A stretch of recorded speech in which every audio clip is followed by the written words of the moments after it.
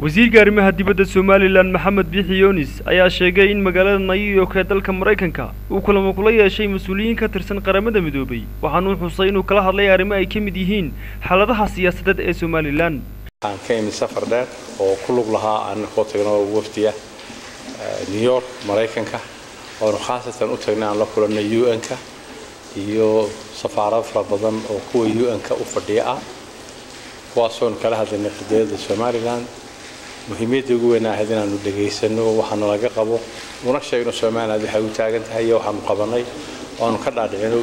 safarada iyo UN-ka hawsha culus ee Soomaaliland ilaa maanta u qabsoomay ee nabad leh ee horumar leh ee shaar wanaag leh iyo waxyaabaha badan ee cilaaqaadka fiican oo la leenahay hay'adaha UN-ka halkan degan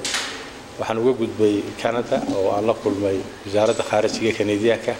sidaas si leeg hore ugu maanu tagin labada group imika noogu horeysay marka waxaan ayna uga waranay nabadda wadanka taala iyo Soomaaliland waxay u taagan tahay iyo sidaan iskaashi ula yeelanahay dawladda Canada oo iskaashigoodu aan halkan ugu badnayn. wasiirka oo galabta ku soo laabtay magaalada Hargeysa kadib safar qaatay muddo ku siman 3 toddobaad oo ugu maqnaa dalalka Mareykanka iyo Canada ayaa waxa kale oo uu sheegay in safarkiisaasi ugu soo maray dalka Kenya.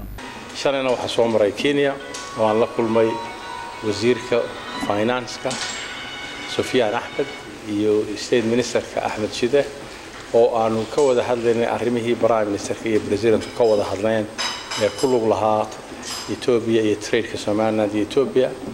iyo sidaanu labadeedo u xil saaranay aanu hawsha u sii fulin lahayn si fiican bay noogu dhacday waxaan la kulanoo kale wasiirka tacliinta Ethiopia sidii xagga scholarship-yada iyo wasaaradda tacliinta ay u kulmi lahaayeen iyo safaarada ku yaala iyo wasiirka khaarijiga ee